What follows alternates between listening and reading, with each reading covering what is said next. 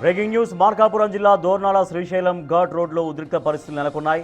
APSRTC bus Karnataka బస్సుకు side ఇవ్వలేదన్న కారణంతో వివాదం చెలరేగింది. కొంత దూరం వెళ్లిన తర్వాత కర్ణాటక బస్సు డ్రైవర్లు ఏపీఎస్ఆర్టీసీ బస్సును అడ్డగించి డ్రైవర్ను బస్సులోకి తీసుకెళ్లి దాడి చేసినట్లు ఆరోపిస్తున్నారు.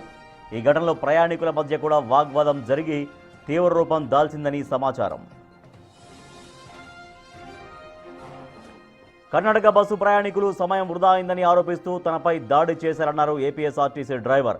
వెంటనే విషయం తెలుసుకున్న దోర్నాల పోలీసులు చెక్పోస్ట్ దగ్గర కర్ణాటక బస్సును ఆపి డ్రైవర్ను సురక్షితంగా బయటకు తీసుకొచ్చారు. ఘటనపై కేసు నమోదు చేసి దర్యాప్తు చేపట్టారు.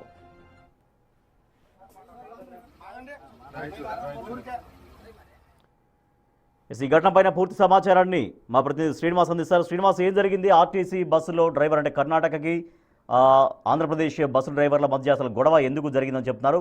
ప్రయాణికులు ప్రత్యక్షంగా చూసి ఉంటారు, వాళ్ళు ఏమంటున్నారు?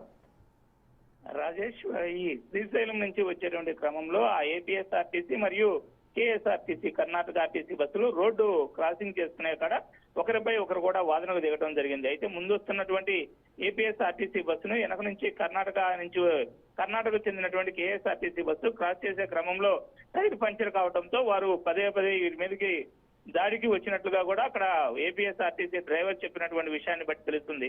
డ్రైవర్ చాందు భాష చెప్పినటువంటి వివరాల ప్రకారం క్రాస్ చేసేటువంటి సమయంలో రోడ్డు మార్జిన్ తక్కువగా ఉండటంతో క్రాసింగ్ ఇవ్వకపోవడంతో వాళ్ళు అధిక వేగంతో వచ్చి సైడ్ మార్జిన్ రాయదగలటం వల్ల పంచర్ అయిందని, అది మనసులో పెట్టుకొని తన పైన దాడి చేయడమే కాకుండా తోటి ప్రయాణికుల చేత కూడా దాడి చేయించారని చెప్పి చాంద్ భాష చెప్తున్నాడు. అయితే అతను డ్రైవర్ ని తిరిగి వీళ్ళ వాహనంలో ఎక్కించుకొని అతను తీసుకుని పోయేటువంటి క్రమంలో దోర్నాల పోలీసులు చెక్ పోస్ట్ వద్ద అదుపులోకి తీసుకుని డ్రైవర్ అయితే విడిపించి కేఎస్ఆర్టీసీకి చెందినటువంటి డ్రైవర్ మరియు ప్రయాణికులపైన అయితే ప్రస్తుతానికి కేసు అయితే నమోదు చేసినట్టు తెలుస్తుంది. Right, thank you Srinivas.